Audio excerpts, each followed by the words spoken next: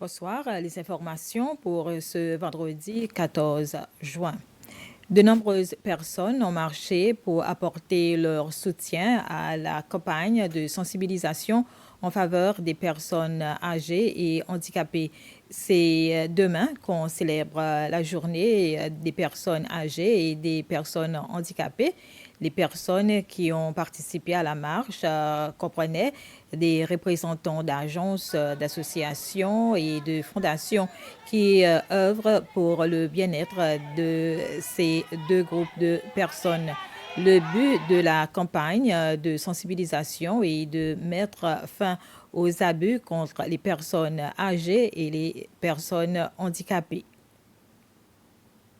L'école primaire de Persévérance a organisé aujourd'hui plusieurs activités spirituelles et sportives dans le cadre des activités pour marquer la fête des pères ce dimanche. Plusieurs pères ont passé la journée avec leurs enfants et bien entendu, ils ont participé à ces activités. Les activités qui comprenaient une assemblée spéciale, des cours d'aérobatique, un déjeuner ainsi qu'une course jusqu'au district d'Ancetoile. Le directeur de l'école primaire de Persévérance, Fred Azemia, a parlé du rôle des pères pour inculquer des bonnes valeurs à leurs enfants et faire une différence non seulement dans leur vie, mais aussi au sein de la société en général. L'Institut des arts et du design des Seychelles, ou SIAD, a organisé aujourd'hui son deuxième bazar des arts qui a eu lieu au sein de son institut à Onsoyal. Au cours de l'activité, les étudiants ont exposé différents produits artistiques et textiles et les visiteurs ont pu acheter ces produits.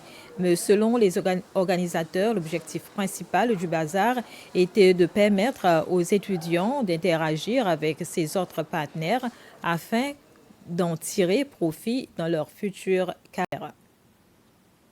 Les opérateurs ayant des entreprises à Port-Victoria disent qu'ils ne sont pas nécessairement satisfaits du nouveau concept du projet de réhabilitation et d'extension du Port-Victoria. Il s'agira principalement de la construction d'un nouveau quai de seulement 310 mètres à l'enceinte de la base des gardes-côtes. Ces opérateurs ont eu l'occasion de s'exprimer lors d'une réunion à l'auditorium des Docklands où l'avenant à l'étude d'impact environnemental et social du projet approuvé en 2017 leur a été présenté. 6 organisations non gouvernementales ont signé des accords pour des subventions après l'approbation de leurs propositions pour des projets à l'intérêt collectif.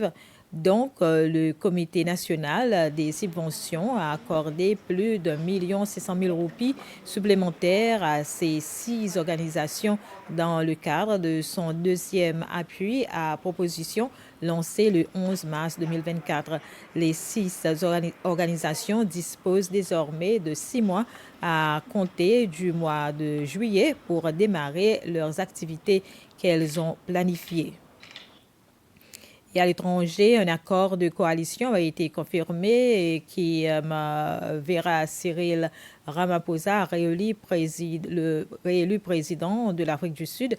Le chef du deuxième plus grand parti qui fait partie de l'accord qualifie cela de nouveau chapitre pour le pays. Les nouveaux députés ont prêté serment après les élections du 29 mai.